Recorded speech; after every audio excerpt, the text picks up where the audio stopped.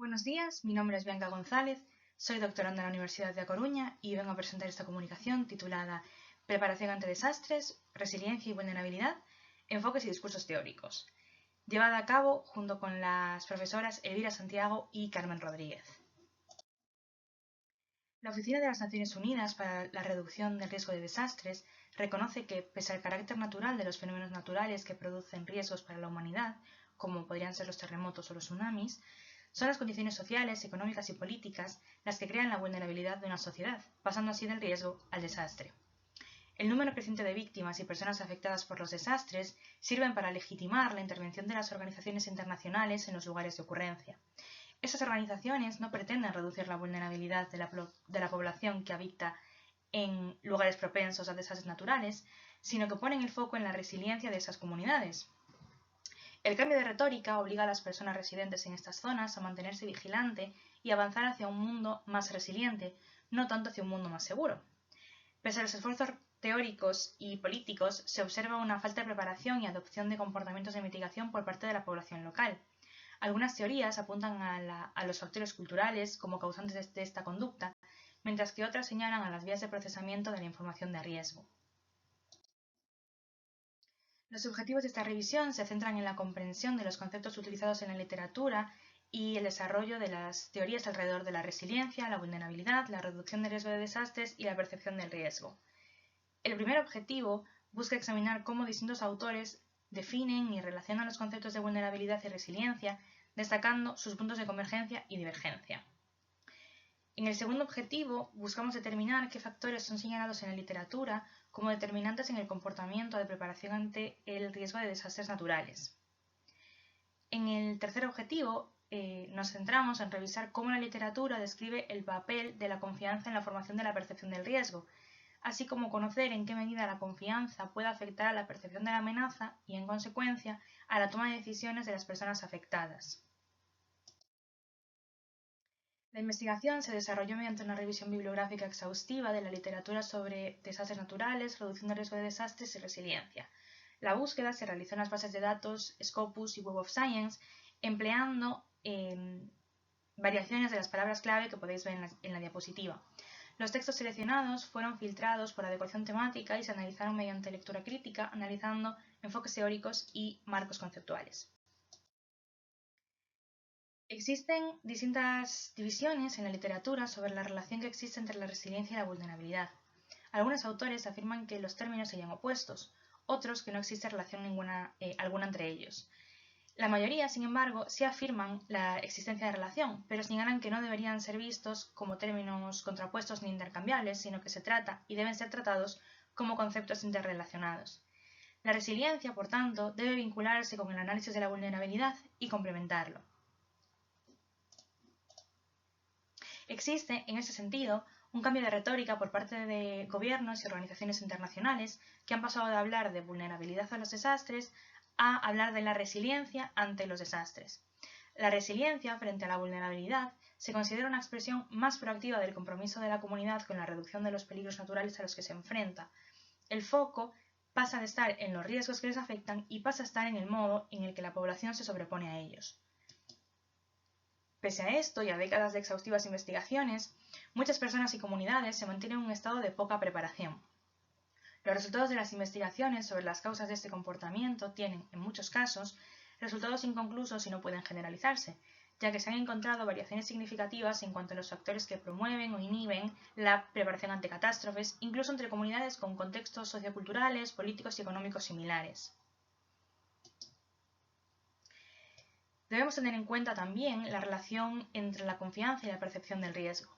La percepción del riesgo al que las personas se enfrentan se entiende como parte importante del proceso que lleva a las personas a considerar y tomar acciones y conductas de protección. La relación que esta tiene con la confianza se ha cuestionado en diversos estudios y no está claro cómo sería esta relación o siquiera si existe. Algunos autores insisten en que la confianza no influye causalmente en la percepción del riesgo, sino que ambas variables estarían influenciadas simultáneamente por las actitudes de las personas.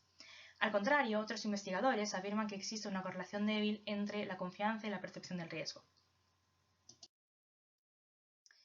Pasamos ahora a examinar los resultados, comenzando por la relación entre la resiliencia y la vulnerabilidad.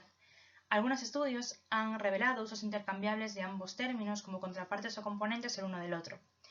Estos autores afirman que aparece un uso contrapuesto en las investigaciones, de manera que aquellas comunidades resilientes son menos vulnerables. Sin embargo, no existe un consenso en esta opinión. Algunos autores afirman que los conceptos asociados a la vulnerabilidad social son complejos y sus significados cambian según las comunidades investigadas.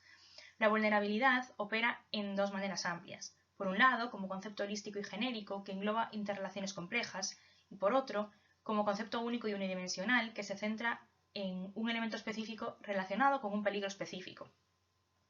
Los factores de la vulnerabilidad social dependen del contexto y a menudo se asocian con el grado de exposición a eventos extremos y con la preparación y resiliencia de las personas y los grupos sociales. La resiliencia captura solo una cierta gama de todas las capacidades posibles que compensan las vulnerabilidades. Además, incorpora aspectos que no se limitan a reaccionar ante la vulnerabilidad.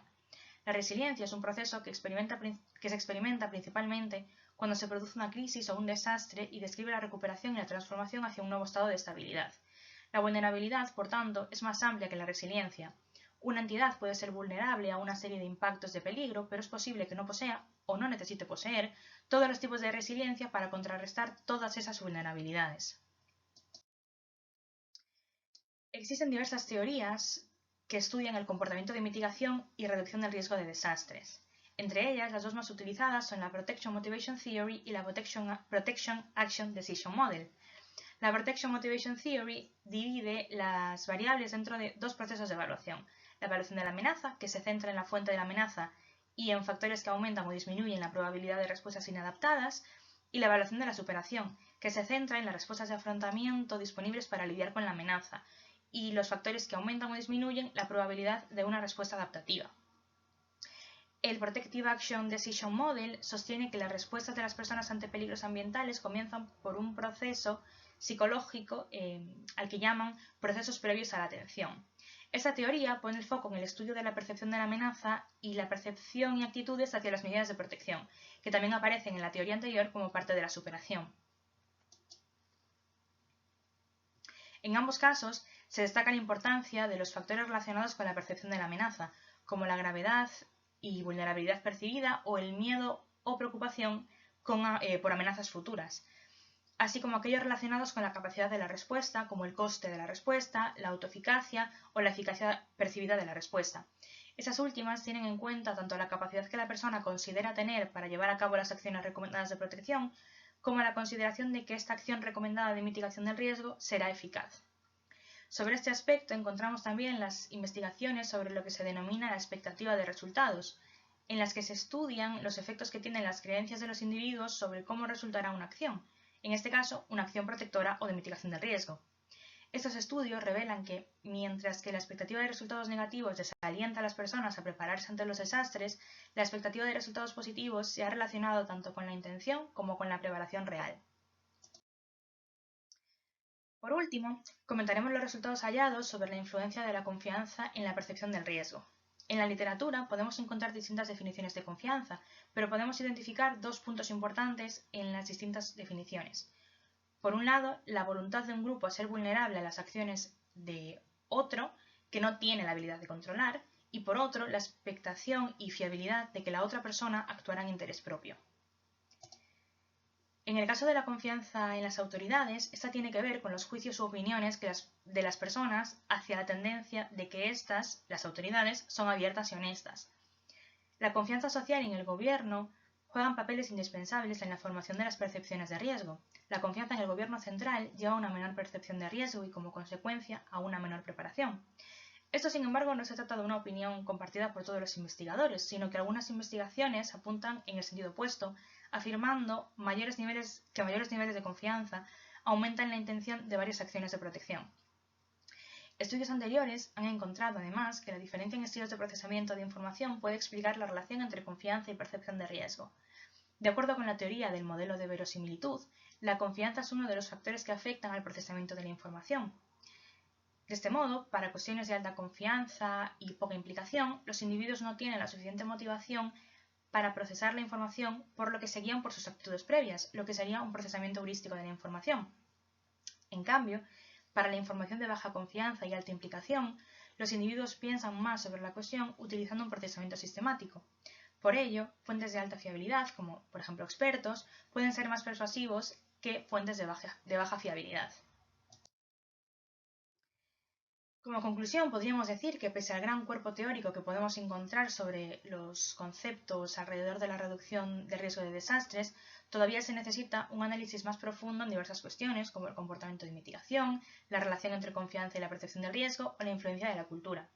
La falta de resultados claros y extrapolables llevan a la necesidad de más estudios con los que poder aportar no solo mayor diversidad en las poblaciones y situaciones estudiadas, sino también la posibilidad de encontrar puntos de encuentro entre investigaciones y poblaciones que nos lleven a una mayor claridad. Por otra parte, las investigaciones ponen el foco en la necesidad de mayores esfuerzos en materia de gobernanza, no solo por parte de las administraciones como entes de gestión, sino también en la toma de consideración de las comunidades y poblaciones afectadas, tanto a la hora de gestionar los desastres y de aumentar su resiliencia, como teniendo en cuenta sus necesidades y conocimiento en la redacción y construcción de políticas y planes de gestión y prevención de desastres. Esto sería todo, gracias por vuestra atención. En esa diapositiva tenéis nuestros emails de contacto por si surgiese alguna duda en el futuro, quisieseis o necesitaseis más información sobre el tema.